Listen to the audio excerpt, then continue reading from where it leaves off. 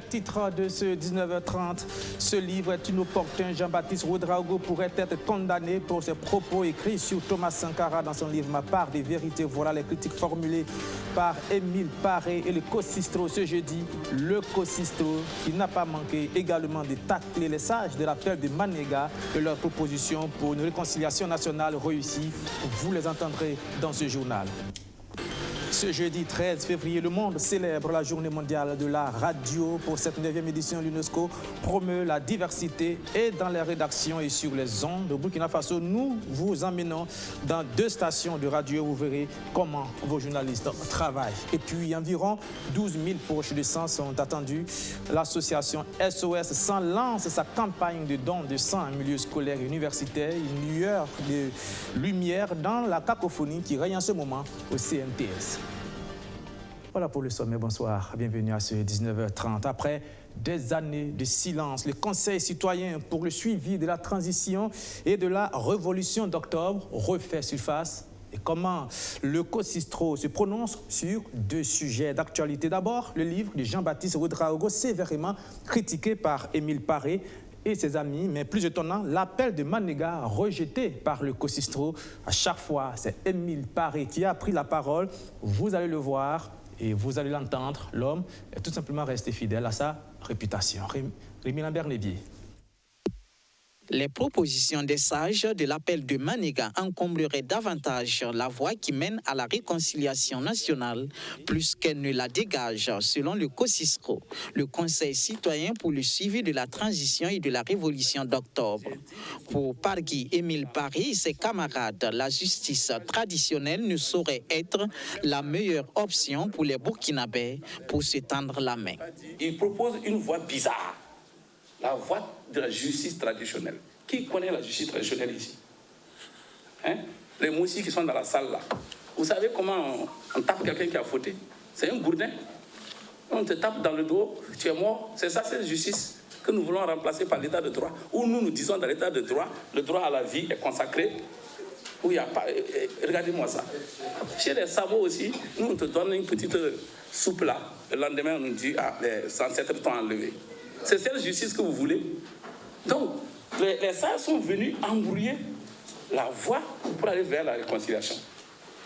Quand les 11 résument la réconciliation aux insurgés et au coup d'État, est-ce que c'est sérieux? La violence a-t-il commencé avec l'insurrection? C'est ça, là, je me dis, il faut que certains meurent pour qu'on ait la paix. Sinon, ils sont dans le désordre. Non, c'est pas moi qui les tue. La nature va les emporter. Ça, c'est pas moi. La part de vérité de Jean-Baptiste Ouédraogo continue de faire ses vagues. Le Cosistro s'invite également dans la polémique pour qualifier la publication du livre d'inopportune. C'est eux qui ont consacré Sankara héros national. Dans aucun pays, un héros, on cherche à montrer sa face hideuse. Donnez-moi un exemple.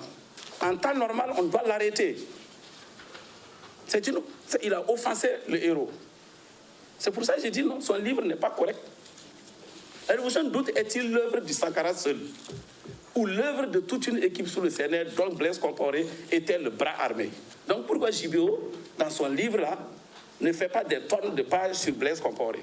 C'est ça la malhonnêteté intellectuelle que nous nous disons. Sinon, on ne dit pas de ne pas critiquer le père de la révolution, mais en tant que héros, et en tant qu'élément de repère pour notre jeunesse, sortir de cette manière est inopportune. Voilà un peu la raison. Sinon, il est libre d'écrire. Nous, on attend le tome 2 du CNR qui n'a pas fait.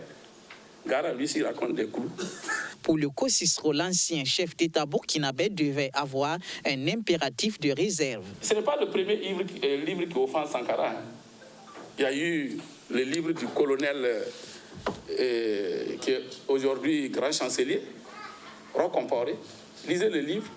Il a fait une diatribe incroyable sur Sankara. Moi, je ne sais même pas pourquoi on l'a nommé grand chancelier. Moi, je vous dis, sur cette table, il ne me décorera jamais. Moi, celui qui vient, il veut me décorer sous ce grand chancelier-là. Au nom de Dieu, il va rejoindre l'enfer. Donc, lisez le livre. Donc, il est sorti sur Sankara. Mais comme c'est un citoyen, on n'en a pas fait un gros problème. Mais le colonel Lona, il est sorti sur Sankara. le Kamboulé, qui a fait le coup d'État du CSP1 avec Sankara, et qui l'a arrêté le 17 mai, il a fait des diatribes sur Sankara. Mais JB a le droit de réserve en tant que sage, qui ont fait de Sankara un héros national avec Wenzen Koulibaly et Nazim Boni. Il a le droit de réserve, il est comptable. Et il ne peut pas écrire des insanités sur quelqu'un qui l'a fait comme héros. Voilà notre problème. Sinon, s'il était un citoyen simple, bon, il n'y a pas de problème. Pour cette organisation de la société civile née au lendemain de l'insurrection populaire, seul le Haut Conseil pour la réconciliation et l'unité nationale est habilité à proposer aux Burkinabés un modèle de réconciliation. Le COSISRO invite par ailleurs le Hcloun à convoquer rapidement une conférence vérité sur les crimes impunis depuis 1960. Elle vous fait rêver, elle vous fait voir le monde à travers le son, mais aussi elle vous fait danser, chanter, réfléchir, pleurer parfois, que d'émotions transmises, que vous soyez dans votre chambre, sous la douche, dans votre voiture ou même au bureau. La radio est toujours là et sa magie opère encore aujourd'hui depuis des décennies. Eh bien, le monde lui a consacré une journée tous les 13 février, c'est la journée mondiale de la radio. Ce jeudi 13 février, nos reporters se sont rendus dans 2 stations radio au Burkina Faso, à Ouagadougou, précisément pour vous montrer comment les journalistes se lèvent tôt le matin pour vous servir, comment la radio opère sa magie tout simplement. C'est un reportage de Archimède Boy. Allez, bonjour à tous et bienvenue dans ce Morgan Show. Seydou est animateur radio. Depuis 8 ans, il officie sur Pulsar FM à Ouagadougou. Ce jeudi 13 février, marquant la journée mondiale de la radio, il anime la tranche matinale de cette station. Une tranche au cours de laquelle est diffusée une séquence dénommée le blues du taximan. Il s'agit là de passer une journée dans la circulation avec un conducteur de taxi. Les gens circulent mal à Ouagadougou. Il y a ceux-là aussi qui n'ont pas le permis de conduire. À travers cette émission, il faut dire que les taximans, ils sensibilisent. C'est fort de ce constat que Pulsar FM a mis en place cette rubrique. Elle veut opérer un changement de comportement par la sensibilisation. On a l'habitude de le dire même dans nos différentes émissions, il faut prendre la vie du bon côté, il faut respecter les panneaux de signalisation, il faut respecter les feux de stop, il faut limiter à la vitesse en agglomération. On sensibilise également les clients et les taximans dans les comportements, et c'est le côté éducatif surtout qui compte beaucoup pour nous. Si à Pulsar FM, l'on a choisi l'éducation des masses par la sensibilisation, à Omega FM, l'on contribue à la veille citoyenne. Tous les matins, Omega donne la parole à ses auditeurs à travers son émission dénommée « Ça nous concerne ». Ici, les cas de dénonciation de certains dysfonctionnements dans les services publics et privés sont relevés. On a beaucoup de situations. Le cas peut-être le plus récent, c'est au niveau d'un centre de santé que je ne vais pas nommer, où justement il se trouvait qu'il y avait des agents de santé et qui s'adonnaient à des pratiques qui n'étaient pas tout à fait catholiques. C'est lié à des absences notamment. Donc voilà, des patients qui se retrouvaient, qui passaient des heures sans qu'on sache concrètement si le responsable allait intervenir, ça n'allait pas être fait. Donc les gens appelés dans l'émission ont dénoncé. Je pense que juste après, le retour qu'on a eu, c'est que le problème a été réglé. Ça nous concerne ce jeudi, libre antenne, mais libre antenne donc assez spécial donc parce qu'aujourd'hui nous sommes le 13 février. Le 13 février, c'est la journée mondiale de la radio. Aujourd'hui, l'on assiste à une montée fulgurante des médias sociaux et des nouveaux médias. Une situation qui ne devrait aucunement inquiéter les acteurs du monde radiophonique, selon Ousmane. Pour lui, la radio reste encore le média le plus consommé au Burkina Faso. C'est vrai que la concurrence est posée de façon plus globale, mais quand vous faites le point, les différents sondages, notamment pour ce qui concerne le Burkina, la radio reste encore en tête. Parce que quand on parle de multimédia, n'oubliez pas que le taux de pénétration de l'Internet au Burkina, c'est encore assez faible. Vous avez toutes ces populations des campagnes, justement, qui encore sont accrochées à leur radio, qui n'ont que seul moyen, seul outil donc, pour s'informer que la radio. Éduquer les masses ou dénoncer des irrégularités, la radio demeure un moyen de communication accessible à tous, selon Seydou et Ousmane. Tous les deux sont unanimes, cet outil a encore un bel avenir au pays des hommes intègres. La radio, grand instrument de sensibilisation des masses, son rôle peut être déterminant en cas de menace pesant sur la cohésion sociale telle que le vit le Burkina Faso en ce moment.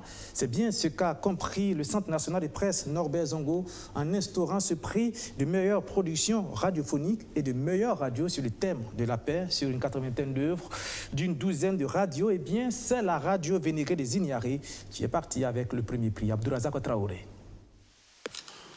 Pour l'originalité de ces productions qui sont non seulement de quantité et de qualité, dans les genres magazine, micro-programme et table ronde, la radio Vénégré de Zignaré est sur la plus haute marche du podium.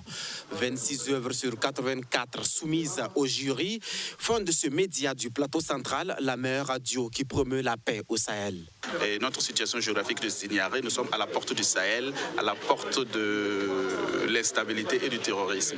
Donc il va de soi que les radios de Zignaré, et encore plus la radio Vénégré de Zignaré, première radio du plateau central, s'engagent dans le combat et du maintien de la paix et de la cohésion sociale. Donc c'est dans ce sens que nous n'avons ménagé aucun effort dans ce sens pour que dans le plateau central, et partant de là et partout dans le Burkina Faso, on puisse conforter la cohésion sociale et faire la promotion de la paix.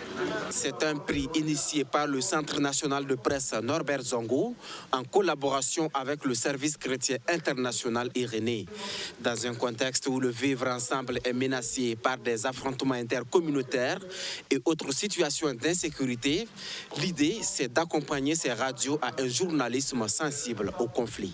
Ce prix s'inscrit dans le cadre du programme promotion de la paix au Sahel que le centre de presse avec 3 autres organisations de la société civile burkinabé mettent en œuvre depuis bientôt 3 ans.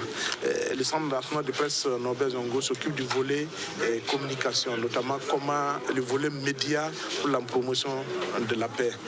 Dans ce cadre-là, il y a 12 radios dans 3 régions du Burkina qui sont soutenues effectivement par le centre dans le cadre de ce programme. En plus de la catégorie meilleure radio, la compétition a concerné les genres table ronde, micro-programme et magazine. Les vainqueurs remportent des ordinateurs et des dictaphones. 20 œuvres ont été disqualifiées d'office pour confusion de genre et autres manquements professionnels. De quoi donner des arguments au jury d'interpeller les candidats et les organisateurs du prix à plus d'action pour un professionnalisme dans ces radios.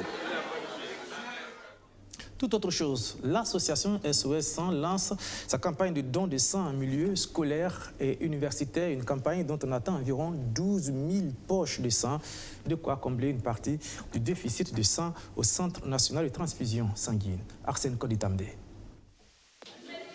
Les élèves et étudiants au cœur de la stratégie de collecte de sang au Burkina Faso. Cette couche de la population représente 75% des donneurs de sang au pays des hommes intègres. L'ambition des autorités sanitaires est de les inciter à des dons plus réguliers. Donnez votre sang pour sauver des vies. Donnez votre sang pour manifester votre patriotisme. Donnez votre sang pour sauver cet enfant, ce nourrisson qui est couché, qui implore les soignants, qui implore « Donnez-moi ce liquide précieux, sinon le paludisme va en finir avec moi. » Donnez votre sang pour sauver ces femmes qui constituent l'avenir du Burkina Faso en donnant la vie. Au cours de cette activité, le club 25 du lycée technique Amilcar Cabral a été installé. Le concept des clubs 25 a été expérimenté dans les années 80 au Zimbabwe. Depuis lors, il est développé dans plusieurs pays et soutenu par l'Organisation mondiale de la santé et les jeunes en sont la cible. C'est d'inciter la jeunesse à donner 25 fois de son sang avant son 25e anniversaire. C'est un concept qui a été recommandé par l'OMS. Depuis 2008, nous travaillons à installer ces clubs 25. Et nous sommes à 68 clubs 25 déjà installés dans 10 régions du Burkina Faso. Et nous avons démarré ça depuis 2008. La République populaire de Chine veut accompagner le Burkina Faso dans la collecte de sang. En 2019, elle a financé les activités de l'association SOS Sang à hauteur de 10 millions de francs CFA. En 2020, elle se tient à nouveau aux côtés de l'organisation. Je viens ici justement pour partager nos mêmes destins et surtout exhorte de tous les jeunes de démontrer encore une fois la détermination de contribuer de donner leur contribution au développement social de leur pays. Et aussi, l'ambassade va toujours poursuivre notre engagement à côté du ministère de la Santé, de toujours améliorer les conditions médicales, hygiène et sanitaires du pays. L'association SOS 100 a été créée en 2005 et chaque année, elle appuie le Centre national de transfusion sanguine de la collecte de sang. Grâce à ses actions, elle a été reconnue comme une association d'utilité publique en 2008. Vous vous en souvenez peut-être, ces manifestations autour du site d'installation d'une usine de cimenterie à Bobo-Dioulasso. Pour apaiser les tensions, un comité a même été mis en place. C'était en 2016. Le CSPGS, c'est de lui qu'il s'agit, fait le bilan de ces consultations et de ces actions. Surtout Justin Dabiré. 4 ans après sa mise en place, le comité de suivi du plan de gestion des impacts environnementaux et sociaux de Simasso, le CSPGS, dresse un bilan positif de ses actions sur le terrain. Au titre des activités menées de 2016 à 2020, on peut citer plusieurs rencontres entre les autorités régionales et les différentes couches sociales que sont les riverains, les propriétaires terriens, les autorités coutumières et religieuses. Des rencontres qui ont permis d'apporter des réponses à la plateforme revendicative des riverains qui se résumait en 6 points. Sur les 6 points, 3 ont connu une avancée significative, dont le dédommagement des 32 ménages touchés par les activités de Simasso. Ce qui s'était signalé en 2017, ce sont ceux qu'on a pris en compte. Il y a certains qui n'ont pas considéré, parce que vous conviendrez avec moi, dans nos contrées, quand on dit il y a dédommagement, il y a de l'argent, les gens craignent partout. L'ICIN avait fait ses études. On a pensé que c'était sous-estimé. Et on a conclu avec nos multiples rencontres. Nous nous sommes dit qu'il faut trouver quelqu'un d'autre pour faire contre-expertise. C'est ce qui a été fait. Et l'usine s'est acquittée. Des actions comme le reprofilage des voies aux alentours de l'usine Simasso, le raccordement des populations riveraines au réseau d'eau potable de l'ODA et la construction d'un pont de franchissement au profit des riverains ont également été menées durant les 4 années selon les conférenciers. D'autres actions sont en cours de réalisation. En appui avec les collectivités territoriales, souhaite les jours à venir, en tout cas mettre de la mélasse sur la voie justant vers la voie principale jusqu'au port sec et contribuer à faire du bétonnage au niveau du parking central et aux devantures, avec les manœuvrages des chauffeurs. Parce que ce sont ces poussières-là que nous constatons qui s'élèvent le plus. La poussière qui peut émaner peut être de 2 sources. Première source que tout le monde voyait depuis la création de la cimenterie, c'est la poussière qui est émise pendant la fabrication du ciment. C'est cette hypothèse que les gens émettaient depuis le début. Et je pense que c'était le point névralgique, même quand nous poussons des uns et des autres là, pour l'implantation vraiment de cette cimenterie. Maintenant, nous pensons à notre humble avis. On ne peut pas être vraiment trop dans les secrets de Dieu. Les types de broyeurs que nous avons vus pour cette cimenterie, ça nous étonne très fort que la poussière puisse vraiment échapper à ce niveau.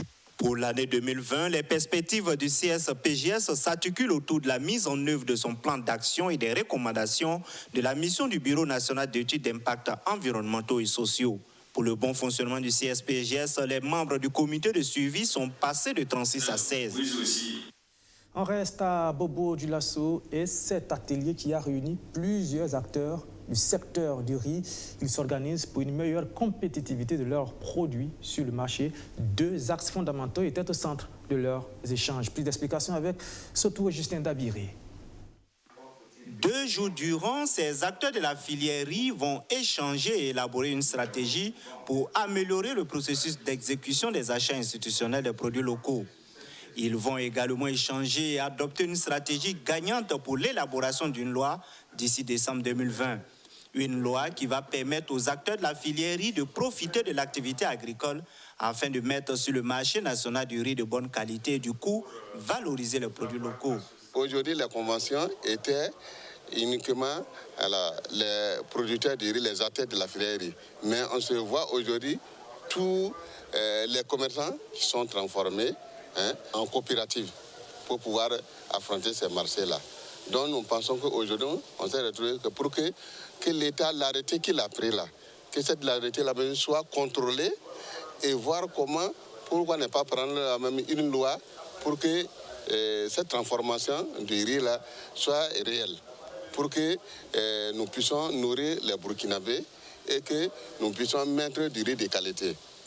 L'atteinte des objectifs de l'autosuffisance alimentaire au Burkina Faso nécessite la valorisation des produits locaux. Cet atelier de modulation est donc le bienvenu selon le député Moussa Zerbo, membre de la Commission du développement rural, de l'économie et des changements climatiques. Ça permettra d'interpeller qui de droit. Nous, en tant que représentation nationale, nous avons déjà pris la mesure. Nous avons mené plusieurs missions sur le terrain, notamment à Bagrépol, où nous avons rencontré les acteurs intervenant dans le domaine du riz. Les problèmes, comme je l'ai dit, ce n'est pas nouveau pour nous. Donc, il faudrait qu'on essaie de trouver d'autres mécanismes. Et comme ils l'ont dit, même s'il faut aller à la prise d'une loi pour permettre aux institutions de pouvoir acheter les produits et les mettre à la disposition.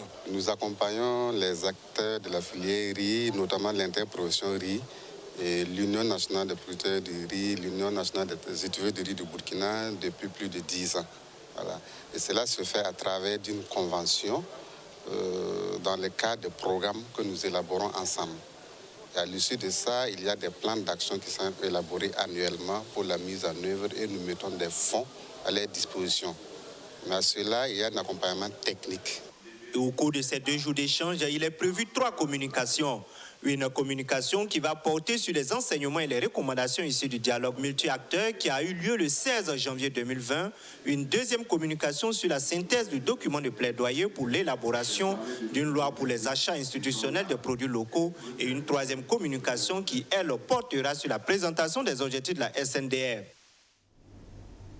Religion pour terminer, la 9e édition de Grâce Manifeste a débuté hier. Jusqu'au 15 février, cette grande campagne d'évangélisation et de prières organisée par l'église Grâce Academy devrait rassembler des milliers de chrétiens et de prédicateurs venus du Burkina Faso et de la sous-région. Alexis Belem Naba. Louange, prière, adoration. Prends possession de ce programme. Révèle-toi au travers des hommes de Dieu que tu vas utiliser ce soir. Que quelqu'un soit touché, que quelqu'un soit transformé, que quelqu'un soit impacté. Dans le nom puissant de Jésus, que le malade reparte guéri. L'église Grâce Academy célèbre ainsi la 9e édition de Grâce Manifeste. Un événement qui vise à impacter positivement le peuple de Dieu à travers des enseignements bibliques, des séances de prière et de délivrance. De gloire en gloire, c'est le thème retenu pour cette édition. Grâce Manifeste est l'un des plus importants événements organisés par Grâce Academy dans le but de rassembler et d'impacter le peuple de Dieu par des enseignements, des temps de louange, d'adoration, de prière, de prophétie, de délivrance et d'accomplir l'une des missions ultimes que Christ nous a confiées selon Matthieu 28, 19. Allez, faites de toutes les nations des disciples, les baptisant au nom du Père, du Fils et du Saint-Esprit. La présente manifestation qui nous réunit devait servir de plateforme pour élever davantage les mystères de Christ et la largeur, la longueur, la profondeur et la hauteur de Dieu pour toi et moi. Plusieurs orateurs venant du Burkina Faso et de la Côte d'Ivoire révéleront les mystères du Christ. Mais ils prieront aussi pour le retour de la paix et de la stabilité au Burkina Faso. Tous les hommes de Dieu qui sont là vont ensemble élever la voix sur la plateforme autour du drapeau du Burkina pour demander la grâce de Dieu sur notre nation. Et comme je l'ai toujours dit, nous n'avons qu'un seul Burkina Faso, même si nous avons plusieurs religions. On est d'abord citoyen, on est d'abord homme tout court, humain, avant d'être catholique, protestant ou musulman. Il faut que nous sachions que Dieu nous a donné un seul Burkina Faso, et c'est ce Burkina-là que nous devons partager, et nous devons vivre en paix ensemble, et nous devons prêcher ce message de paix. C'est tout ça la manifestation de la grâce dont nous parlons dans cette thématique. Cette rencontre est une opportunité pour renforcer la foi en Dieu des croyants selon les organisateurs.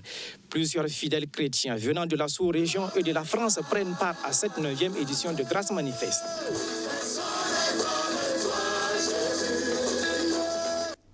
Voilà, et c'est la fin de ce journal. Merci de l'avoir suivi. Demain, à la même heure, vous retrouverez ici même la charmante Caroline Gouda. Quant à moi, je vous retrouve en début de semaine prochaine. Merci de l'avoir suivi ce journal. Au revoir.